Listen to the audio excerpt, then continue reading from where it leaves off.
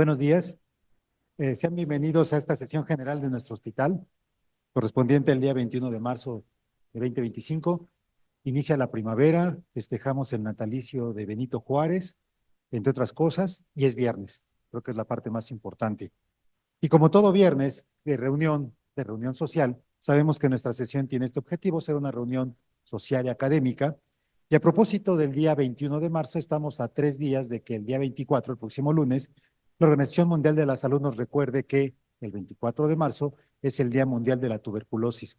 Y aunque hace justo 5 años estábamos entrando en pandemia por COVID y la humanidad se detuvo durante un tiempo por el COVID, pues la tuberculosis es tan antigua como la humanidad y es un flagelo del cual no nos hemos podido zafar, a pesar de todos los esfuerzos que se han realizado. Algunos datos, pues hay que recordar que del año 2000 para acá, a merced a las políticas para combatir la tuberculosis, se han salvado casi 79 millones de vidas a nivel mundial y se estima que en el 2023 más de 10 millones de personas se enfermaron de tuberculosis y casi 1.250.000 personas murieron por tuberculosis en el año 2023, lo cual resulta un tanto cuanto paradójico tomando en cuenta todos los avances que hemos tenido en higiene, sanitización, en mejoramiento del medio ambiente, en tratamientos antibióticos y métodos de diagnóstico y tecnología para ello. Y bueno, para entonces reforzar este tema, hemos invitado hoy a la doctora Laura Escobedo Jaimes, a quien muchos de nosotros conocemos. Sí, ella es médico neumóloga, egresada del curso de neumología de aquí del Hospital General y actualmente es la encargada de la clínica de tuberculosis, para que hoy nos diserte sobre tuberculosis meningia y Mycobacterium bovis. Entonces, sin más preámbulo, doctora Escobedo, perdón, le dejo el micrófono. Gracias por la invitación. Bueno, pues empezamos. Vean, esta pintura del pintor Eric Ruiz, que viene desde Houston, Texas, se expuso en la Galería Nikola Tesla en el Metro La Raza para conmemorar la lucha contra la tuberculosis en la exposición Los colores de la tuberculosis, donde participaron artistas de todo el mundo. Fue muy visitada y esto lo hacemos, ¿verdad? Pues para dar a conocer que existe todavía y que es un problema de salud pública. Bueno, en cuanto al día que nos conmemora, se celebra el 24 de marzo porque es el día en que Roberto Koch descubre al Mycobacterium tuberculosis y por lo cual le dan el premio Nobel en 1905. Lo descubre en 1882. Entonces, los avances han sido impresionantes desde esa época. Este es el lema de este año, ¿verdad? Que dice compromiso, inversión y resultados.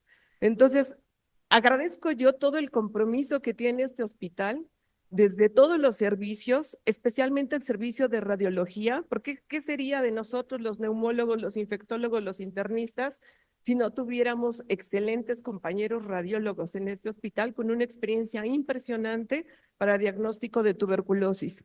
Agradezco también a los servicios de infectología, de neurología, de medicina interna, de epidemiología, quienes llevan todo el registro, reumatología, coloproctología, oncología, y entre todos juntos, ¿verdad? Estamos comprometidos en la lucha contra la tuberculosis, pero necesitamos inversión para dar mejores resultados, ¿verdad?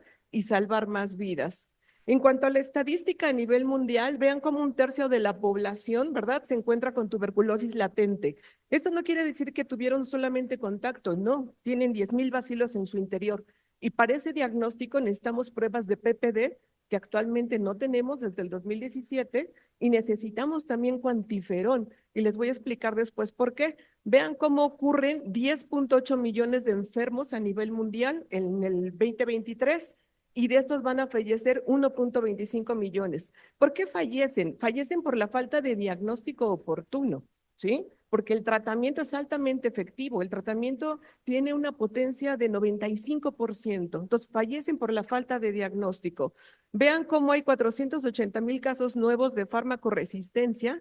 Se considera todavía, ¿verdad?, la primera causa de muerte por un solo agente infeccioso si tomamos en cuenta toda la historia de la humanidad, ahorita pues superada por COVID-19. Va a ocurrir 95% de los casos en países como el nuestro, en vías de desarrollo, Y vean, pero de todos los casos que se infectan, solamente van a pasar a tuberculosis activa del 5 al 10%. Pero esto, por ejemplo, en el África subsahariana es tan importante que detiene el desarrollo socioeconómico de un país. Y entender que un paciente sin tratamiento puede infectar de 10 a 15 personas a su alrededor. Pero afortunadamente la tuberculosis es curable. Lo que tenemos que hacer es encontrarla a tiempo. Forma parte de todos los programas prioritarios de cada país del mundo desde que la OMS la declara una emergencia mundial. Y vean, ¿cuáles son los principales factores a nivel mundial para pasar de TB latente a TB activa? A nivel mundial, la pobreza. Y pues bueno, acá casi 50 millones de pobres, afortunadamente sacaron a 9 millones de la pobreza extrema, y eso es un logro impresionante cuando hablamos de tuberculosis.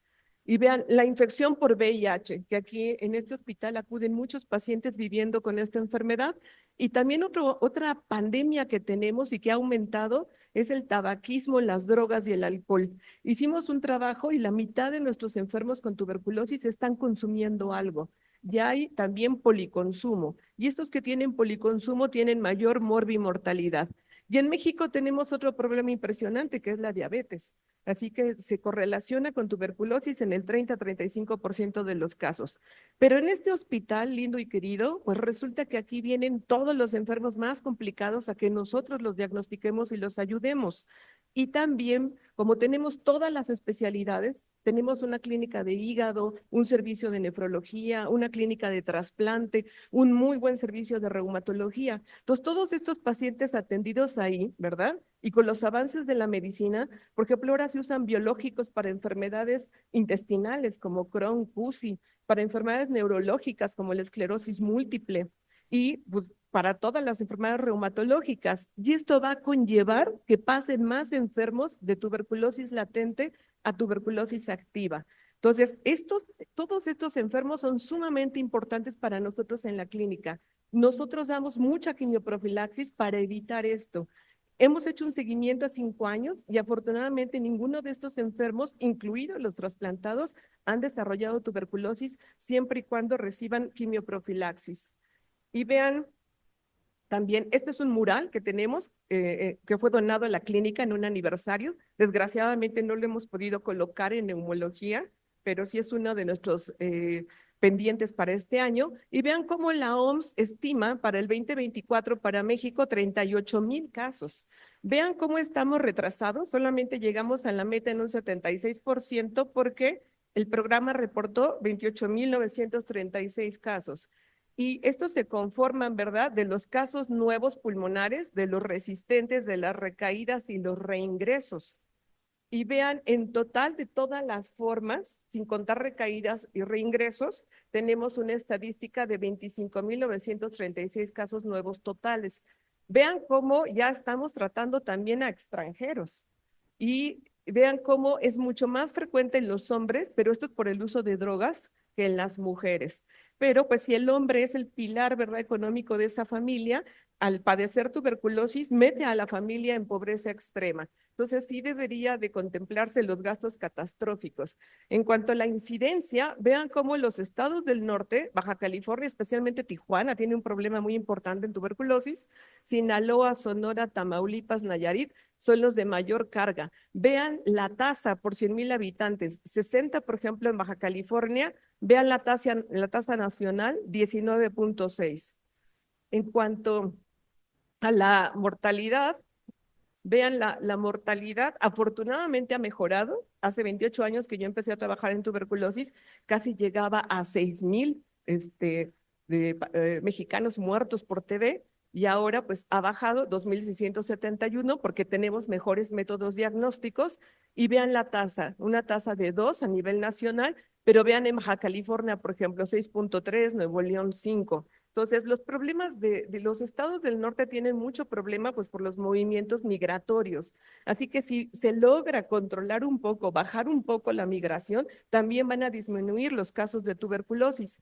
Y vean cómo se vuelve más complicado, porque los enfermos con tuberculosis, el 67% tiene una enfermedad asociada. De las más catastróficas, pues es VIH, pero también diabetes y más en este hospital. Y vean cómo ya se empieza a reportar tabaquismo, drogas y alcohol. Así que si seguimos haciendo una campaña contra esto, vean los porcentajes sumados, pues es muy importante, ¿verdad? Y lo que nos falta en el Programa Nacional de Tuberculosis es reportar los casos de M. bovis, porque también ahí nosotros podemos incidir con nuestros pacientes, insistirle, porque ha sido un problema ya en el hospital, ¿eh? Tenemos muchas tuberculosis abdominales, ¿sí? Tuberculosis pleurales, tuberculosis meningias por M. bovis. Y esto se podría evitar simplemente con que las personas no consuman, ¿verdad? Productos lácteos que no estén pasteurizados. Entonces, sí podríamos ser, pues agentes de cambio, ¿verdad? Si tenemos este conocimiento. Vean a nivel nacional cómo se diagnostica la tuberculosis. La mitad casi por baciloscopía. Y esto va en detrimento de la evolución de la enfermedad. Si yo diagnostico a alguien por baciloscopía, voy tarde en el diagnóstico y eso aumenta la morbimortalidad. Ahora tenemos tecnología de punta que me permite hacer un diagnóstico oportuno en 2 horas. Vean, GeneXpert, RIF-MTB, que ahora ya se están usando cartuchos ultra, solamente 15.8% de diagnóstico en México. Eso es deplorable. La OMS dice ahora, dejemos la baciloscopía atrás y usemos GeneXpert para todos, para hacer un diagnóstico oportuno. Vean, están mejor en Aguascalientes, ¿eh? Cómo detectan por GeneXpert el 79% de sus casos. Entonces, eso nos tiene que hacer reflexionar. Bien, en cuanto a la localización, que es muy importante porque se tiene que hacer el cerco epidemiológico, 80% en las formas pulmonares. A nivel mundial es el 85%. ¿Esto por qué está cambiando a nivel nacional? Porque el programa de tuberculosis está funcionando cada vez mejor. Vean por qué la meningia se reporta aparte, porque es la forma más mortal de la enfermedad, con 538 casos y que pues también ameritan diagnóstico súper oportuno. Vean la incidencia de la tuberculosis meningia en el 2024, cómo es más frecuente en los hombres. Si ustedes ven el grupo etario afectado, casi el 90% son adultos. ¿Y por qué? Porque la BCG, la vacuna, sí protege en el 80% para formas meningias similares. Pero ¿qué pasó con la pandemia? No se conseguía la vacuna BCG. Y por eso tuvimos aquí un repunte en los menores de 0 a 4 años. Pero vean también las entidades más afectadas, las entidades del norte de la República. Y en cuanto a nuestro hospital, esta era la estadística anteriormente. Aquí hicimos un recuento desde el 2015 al 2021. Queríamos ver específicamente TB meningia, vean 22, 38, 49, 43 casos. Y ahorita ha estado cambiando. Antes así eran nuestros reportes, alrededor de 350 casos por año, pero vean, siempre predominaba la TB extrapulmonar y la meningia llegaba hasta ser 22%. Nosotros, antes de que se cerrara el laboratorio de tuberculosis, se podía procesar hasta 300 líquidos al año. Tenemos nosotros aquí una clínica multidisciplinaria. Trabajamos de manera conjunta con el servicio de neurología y con el servicio de infectología acerca de estos casos. La TB meningia en los pacientes VIH positivos tiene un 80% de mortalidad. En los que no son VIH positivos tiene un 50% de mortalidad dependiendo del estadio. Nosotros con ese manejo multidisciplinario llegamos a tener una mortalidad del 26%, pero esto ha cambiado, por eso lo estoy presentando ahora. Vean, este trabajo lo llevamos a la reunión 43 de la Academia Nacional de Neurología junto con la doctora Minerva López, que nos hace favor de atender a estos pacientes. Y vean cómo la mitad de nuestros pacientes atendidos aquí en el Hospital General padecen VIH. Pero vean este porcentaje de los pacientes diabéticos y el porcentaje que están con etilismo, con alcohol. Y otro dato muy importante es que la mitad de estos pacientes tenía tuberculosis pulmonar. Entonces, moraleja, siempre tomar radiografía de tórax en cualquier forma de tuberculosis, pero específicamente tuberculosis meningia. Siempre hacerles prueba de VIH. A nivel mundial, un paciente que tiene diagnóstico de TB meningia tiene una probabilidad de ser VIH del 80%, y aquí en nuestro hospital casi del 50%. Así que si yo sospecho TB meningia, inmediatamente tengo que hacer una prueba rápida de ELISA ahí en urgencia, sin esperarme. Entonces, vean, de estos que tenían tuberculosis pulmonar, ¿qué forma tenían? 30% tenían un patrón miliar. Y cuando buscamos en otros órganos, al 70% le encontramos tuberculosis en otras partes del cuerpo. Vean, estas son las formas más frecuentes reportadas en nuestro hospital. Aquí nosotros estudiamos 161 casos. ¿Y cuál es la situación actual de nuestro servicio? ¿Se acuerdan que había 26% de mortalidad en los meningios? Pues ahorita están falleciendo casi la mitad de los pacientes con TB meningia. ¿Por qué está ocurriendo? Exactamente igual, por la falta de diagnóstico oportuno. Vean, la tuberculosis pulmonar con baciloscopía Ginexpert positivo, 43%. ¿Se acuerdan que antes era 49% y más del 50% formas extrapulmonares? Ahorita la forma extrapulmonar ha bajado y aún ha aumentado los pulmonares.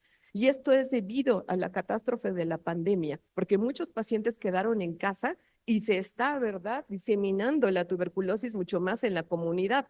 Vean cómo todos los programas no pueden diagnosticar a todos los pacientes. Siempre hay un 30% que no se pueden diagnosticar por estos métodos, pero sí por cuadro clínico, hallazgos radiológicos y respuesta terapéutica.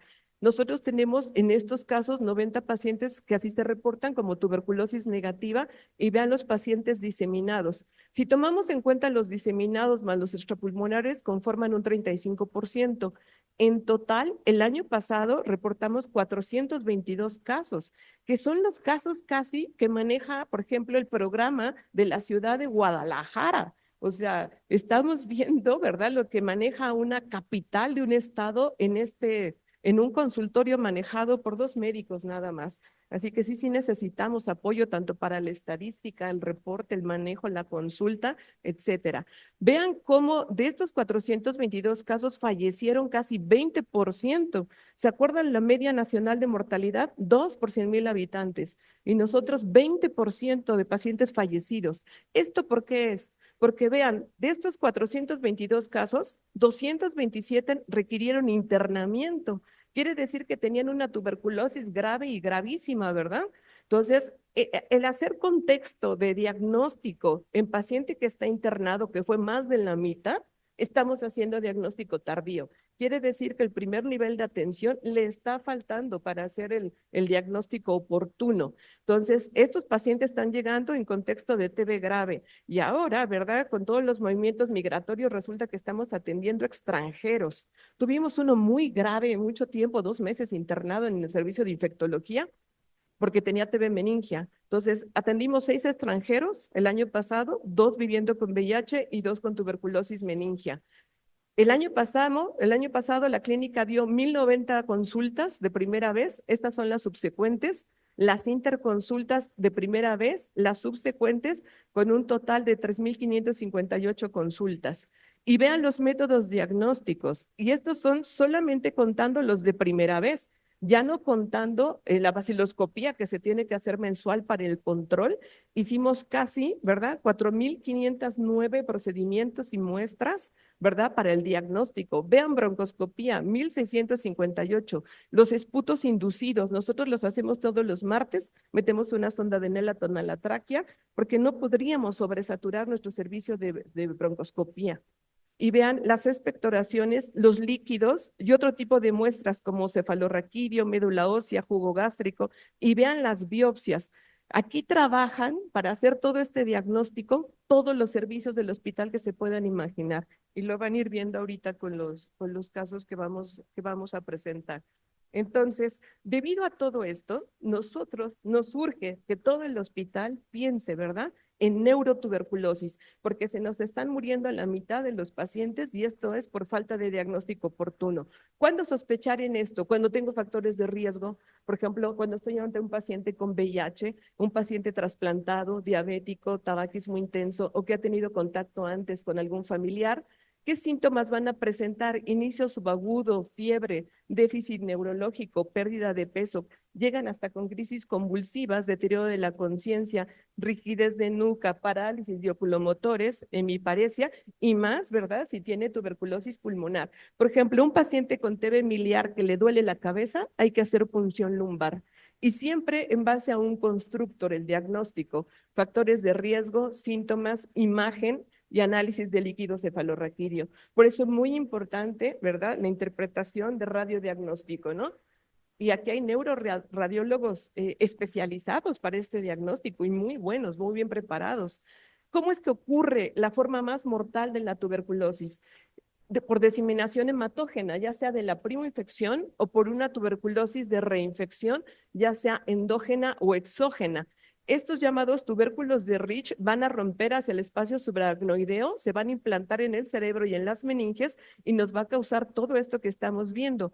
Va a formar un exudado, ¿verdad? Que se va a comportar en la base del cerebro, como aquí, y esta va a haber una reacción de hipersensibilidad. Podemos tener muy poquitos bacilos en las meninges, pero esto va a causar una hipersensibilidad brutal que va a llevar al enfermo a tener hipertensión craneana, va a tener edema cerebral también, que inclusive van a necesitar procedimientos quirúrgicos, ¿verdad? Van a tener fenómenos de vasculitis y esta vasculitis los van a llevar a parecer que tienen cuadros de BC, por ejemplo, ¿sí? Pero, y eso le pasa mucho a los diabéticos, porque hacen otras formas extrañas de tuberculosis. Este exudado inflamatorio se va a poder organizar y formar desde abscesos hasta tuberculomas. Y vamos a tener, tanto como en la tuberculosis pulmonar, diferentes cuadros clínicos, ¿verdad? Dependiendo qué es lo que se esté afectando, si hay vasculitis, si hay hidrocefalia, si hay abscesos.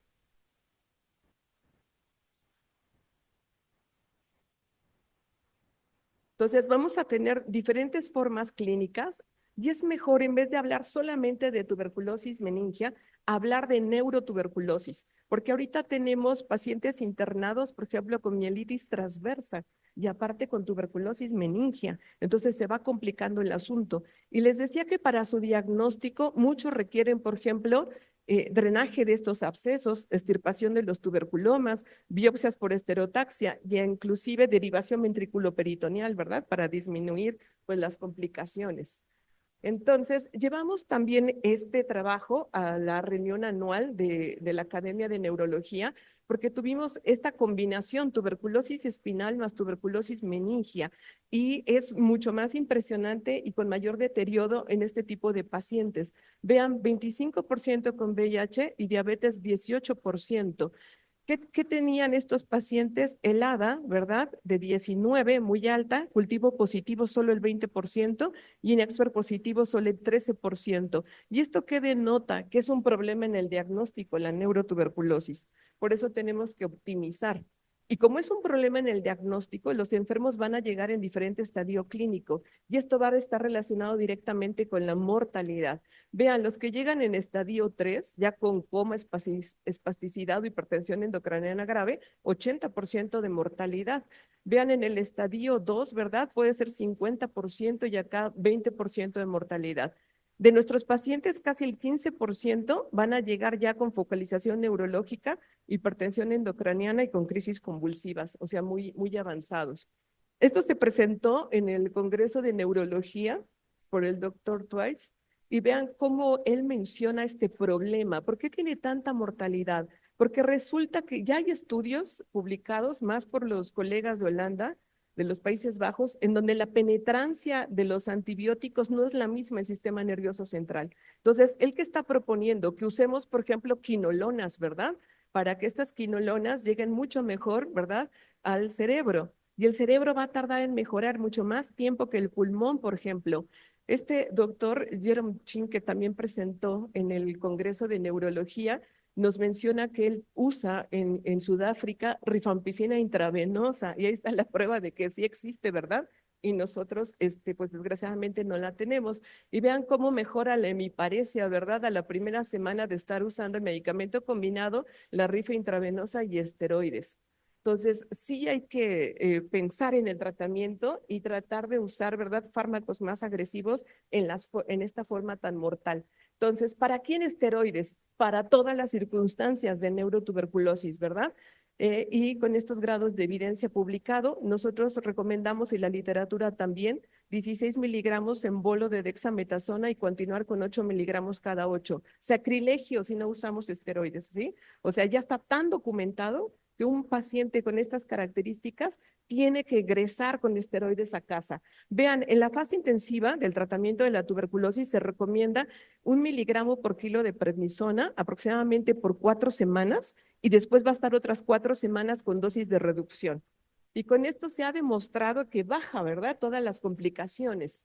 En cuanto al manejo antiepiléptico, que es muy importante, recordar, ¿verdad? Que, por ejemplo, la DHL, la DFH, perdón, la carbamazepina, son medicamentos que nos van a tener problemas, porque el Dotval, ¿verdad? Va a tener metabolismo por vía hepática y estos medicamentos también. Entonces, es muy común que estos pacientes, si no se les cambia el antiepiléptico, hagan falla hepática. Entonces, es mucho mejor utilizar fármacos con metabolismo renal como Oxcarba o levetiracetam. Vean, entonces nosotros proponemos esta ruta diagnóstica y de tratamiento, cuadro clínico, laboratorio, gabinete, respuesta terapéutica, que es muy importante, iniciar inmediatamente la fase intensiva con el Dotval de lunes a sábado, esteroide, antiepiléptico si se requiere, revisión mensual, si hay buena respuesta, retirar esteroides y pasar a fase de sostén, continuar con revisión mensual, hacer TAES, o sea, tratamiento estrictamente supervisado, ver que el paciente degluta los medicamentos, una vigilancia estrecha para observar las complicaciones y resolverlas a tiempo. Les voy a presentar este caso de la clínica. Obviamente tiene autorización por parte del paciente y sus familiares. Es un caso de 25 años de ocupación bailarín que tenía antecedente de consumo de drogas. Y vean, acude al hospital con un cuadro de 2 semanas previas, con cefalea 8 de 10, náusea, vómito y pérdida de peso. Lo traen porque ya no reconocía a sus familiares, se la pasaba casi dormido y tenía lateralización de la marcha con alucinaciones. Se le hace una prueba de VIH, siendo positiva. Esto cambia toda la ruta de diagnóstico. Tomografía de tórax, lavado bronquial, TAC del cráneo, resonancia. Se le hizo punción lumbar y el paciente presenta estatus epiléptico y requiere intubación. Este es un caso clásico de todos los que tratamos aquí en el hospital. Vean sus lesiones por medio del ataque de la resonancia. Tenía lesiones isquémicas frontotemporales derechas y lesiones, ¿verdad?, en núcleos basales izquierdos. Pero, ¿verdad? Si ustedes quieren conocer el alma de una persona, pues hay que verle los ojos, ¿verdad? Pero si quieren conocer la tuberculosis de una persona, hay que ver la radiografía de tórax. Siempre radiografía de tórax. Y ahí va a estar a veces, ¿verdad?, la clave para el diagnóstico. Tenía un precioso infiltrado miliar que se ve perfectamente en la tomografía. Vean, aquí tenía una opacidad, tenía ensanchamiento mediastinal, estaba intubado y vean cómo tiene una neumonía agregada. Entonces, estos pacientes cuando llegan requieren también inicio de medicamentos, de antibióticos. Entonces, inicia retrovirales, lo dan de alta, ¿verdad? Y vuelve a presentar crisis convulsiva, sigue con fiebre, deterioro del estado de alerta y nueva intubación. Y otra vez en terapia de infectología. ¿Qué estaba sucediendo? Pues que tenía un Mycobacterium bovis. El Mycobacterium bovis tiene resistencia intrínseca a piracinamida, pero el que tenía el paciente también era resistente a isoniazida.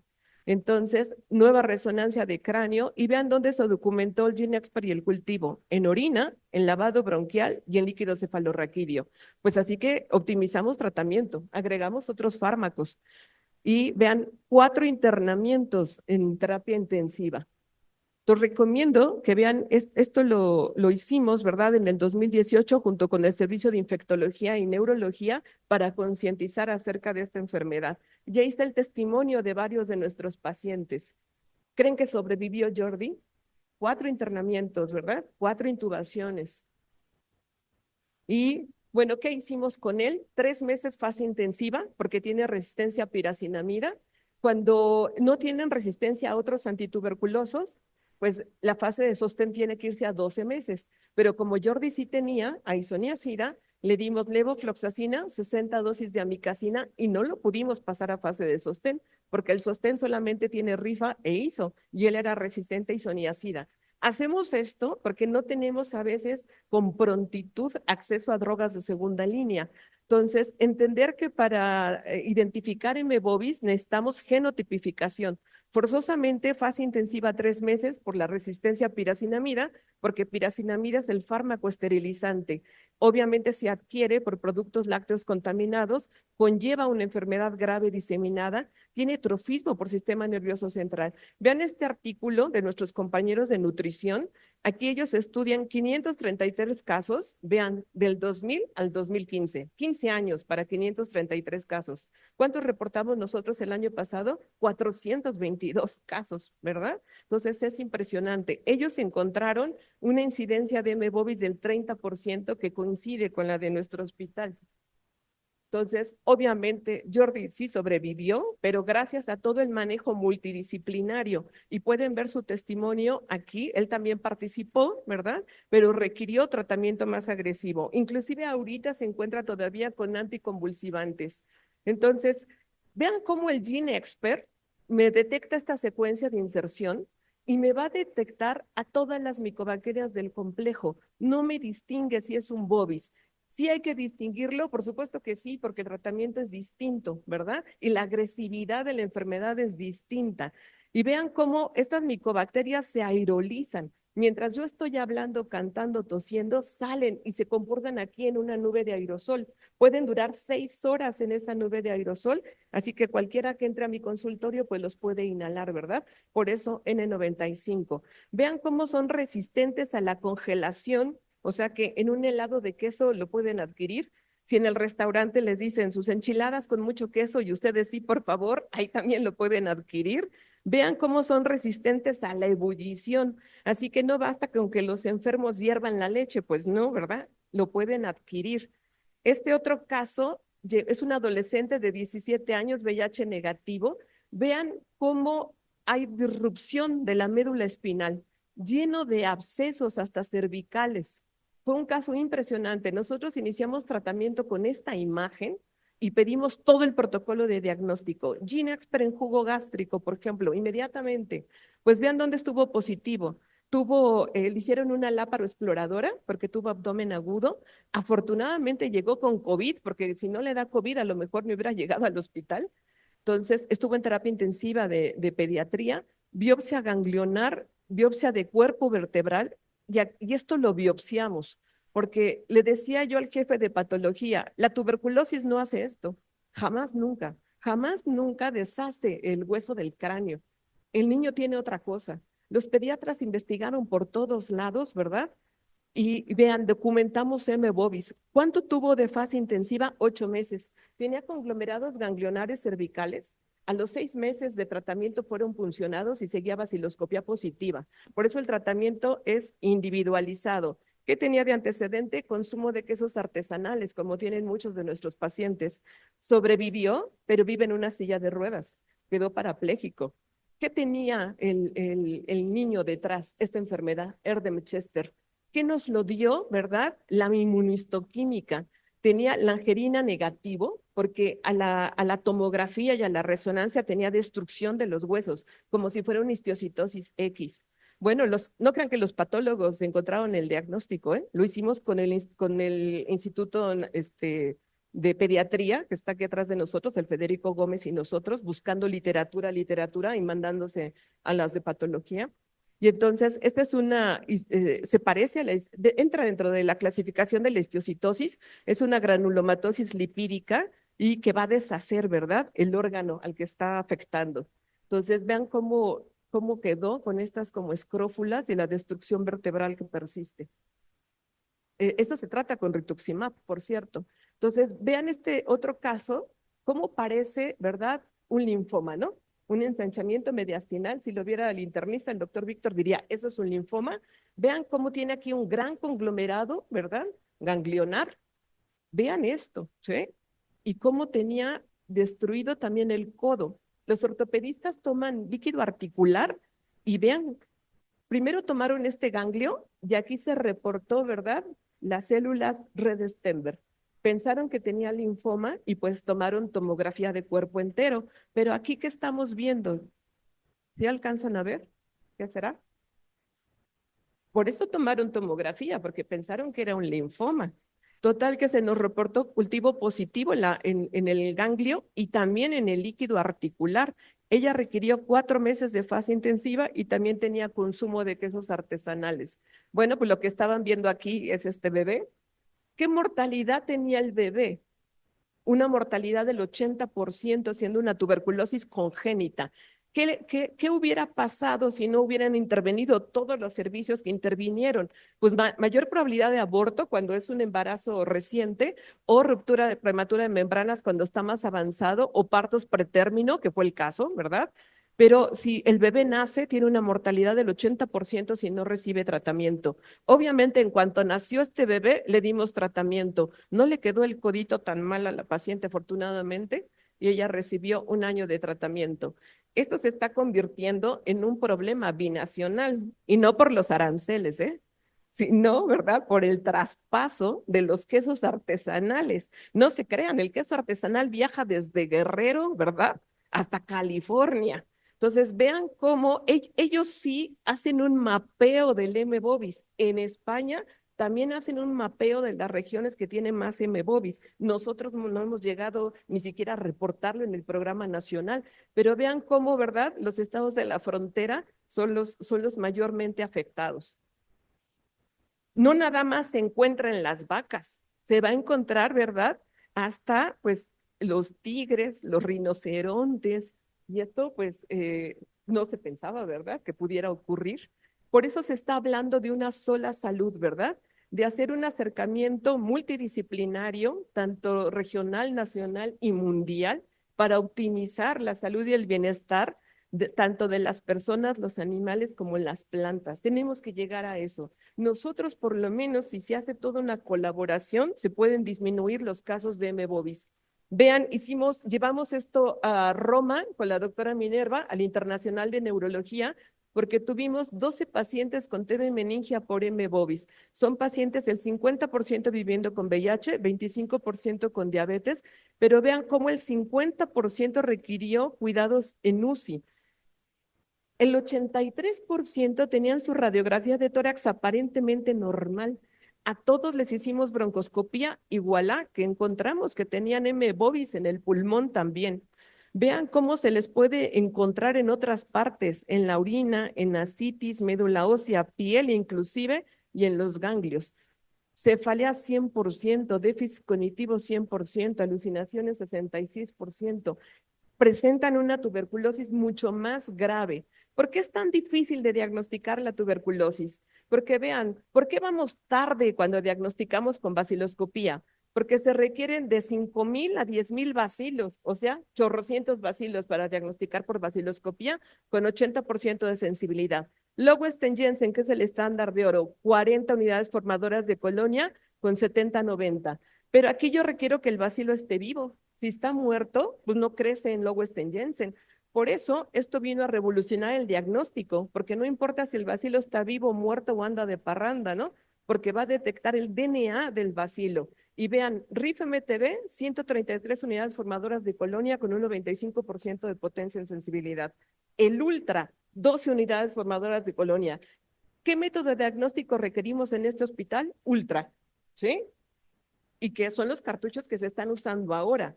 En cualquier forma de tuberculosis la podemos diagnosticar, sí la podemos diagnosticar, siguiendo estos algoritmos, porque es un arte, ¿no? Vamos, y siempre bajo un constructor, 4 pilares: cuadro clínico, hallazgos de gabinete, hallazgos de laboratorio y respuesta terapéutica. Aquí es de altísima prioridad. Vienen muchísimos pacientes, que no nos pase como este cazador, ¿verdad?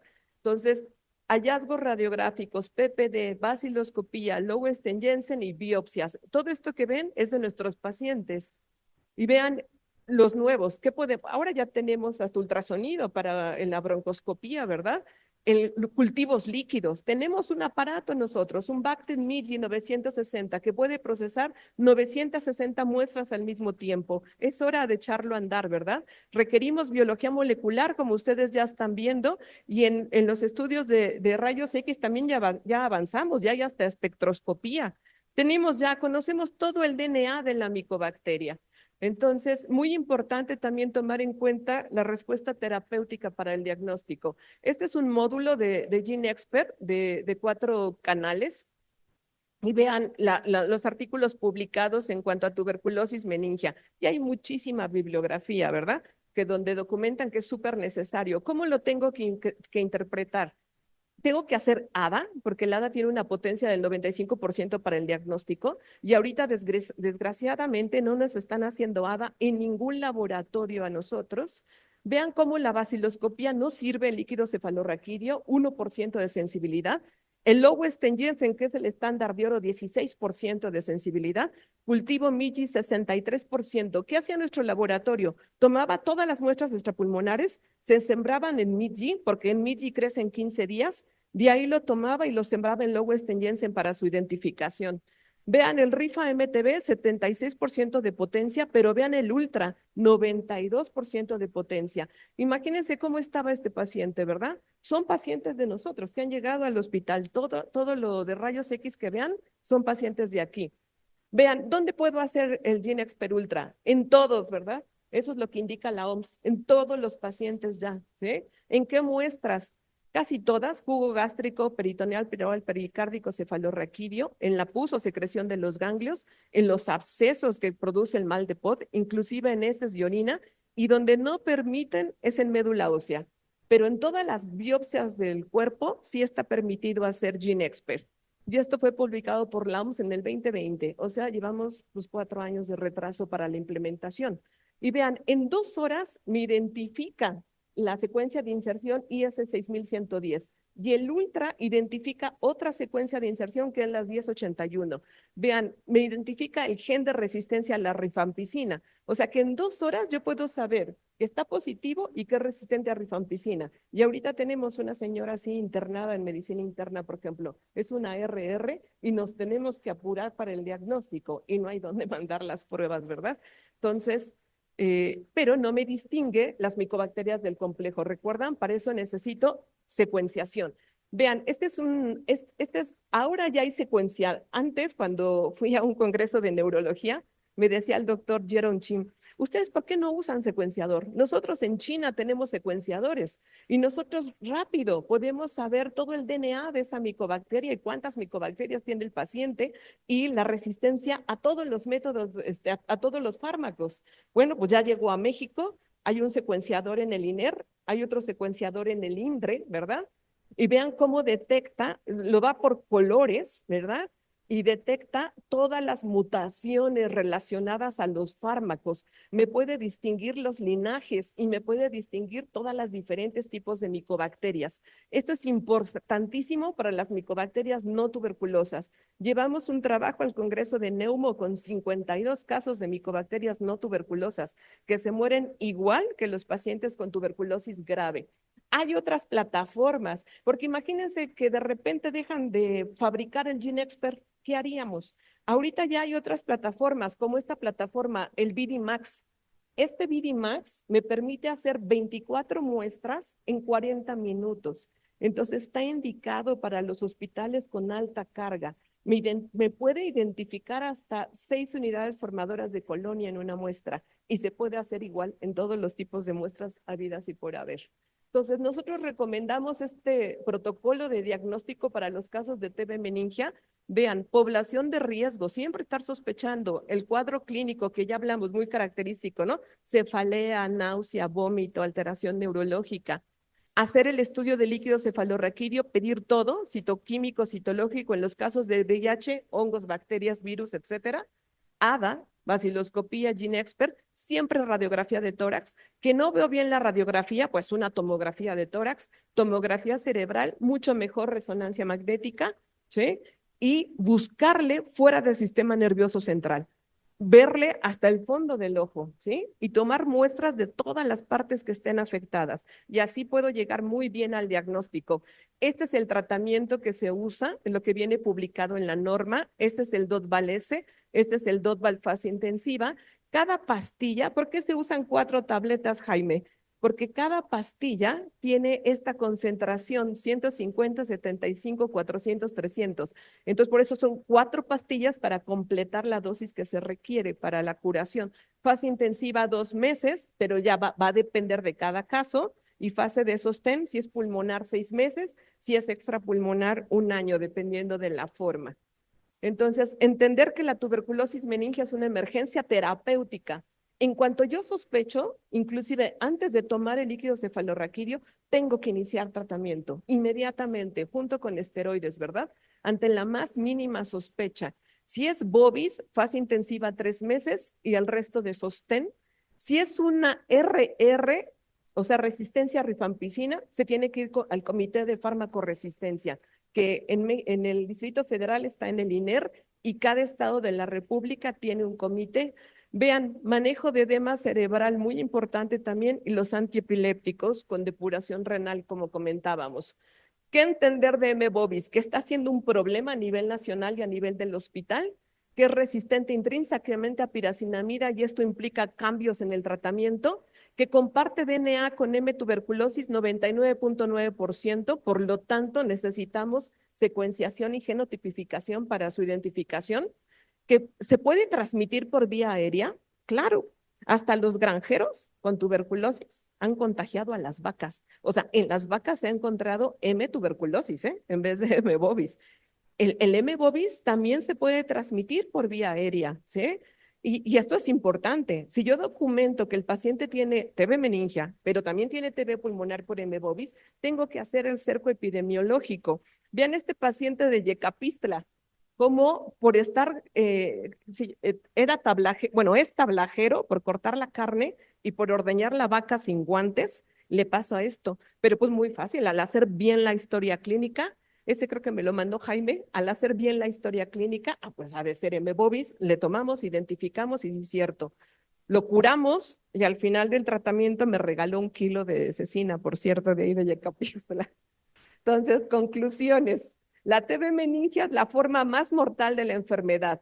Se va a encontrar, ¿verdad? Con estos factores de riesgo, sospecharlo más. 50% pueden cursar con TB pulmonar, 30% con la otra forma más mortal, que es la TB miliar. Entonces, siempre hacer estos estudios, iniciar de forma urgente con el cuadro clínico, entender que la baciloscopía es negativa en estos pacientes, que tenemos que echar mano de estos métodos diagnósticos, mucho mejor resonancia magnética que tomografía, y encontrar los otros sitios implicados porque nos va a ayudar a dar tratamiento y inclusive, ¿verdad? Va a tener implicaciones terapéuticas y pronósticas el otro sitio afectado. Entonces, nosotros siempre trabajamos en grupos multidisciplinarios con todo el hospital. Nos hace falta personal para tener una mayor eficiencia y salvar más vidas. Este es el equipo que trabaja con nosotros, la doctora Mine de Neuro, mis residentes, mis hermosas enfermeras, ¿verdad? Que pues parecen santas ya por todo el trabajo que hacen. Y también aprovecho para agradecer la inmensa colaboración que nos dio el Hospital del INER a través de su laboratorio, que por muchos años, desde el 2017 que está cerrado nuestro laboratorio, ellos nos han apoyado y nos han recibido todas las muestras hasta noviembre del 2023. Y ahorita los que nos están sosteniendo en este problema es el INDRE, que nos está apoyando, pero no sabemos hasta cuándo. Así que sí nos urge que abra nuestro laboratorio por el bien de todos nuestros pacientes. Con esto termino. Gracias. Bien, pues más que enriquecedor, y bueno, como pueden darse cuenta, el espíritu internista me sale, y pues siendo la tuberculosis, pues es un padecimiento sistémico finalmente, el cual todos tenemos que conocer, y de medicina general, hablando de los estudiantes internos de pregrado, pues deben de saber diagnosticar la tuberculosis para evitar que lleguen a los servicios de medicina interna diagnosticados como sobredosis de drogas, como esquizofrenia, como síndromes confusionales asociados a urosepsis, ¿no? Cuando hemos tenido tuberculosis meningia disfrazados de esos diagnósticos.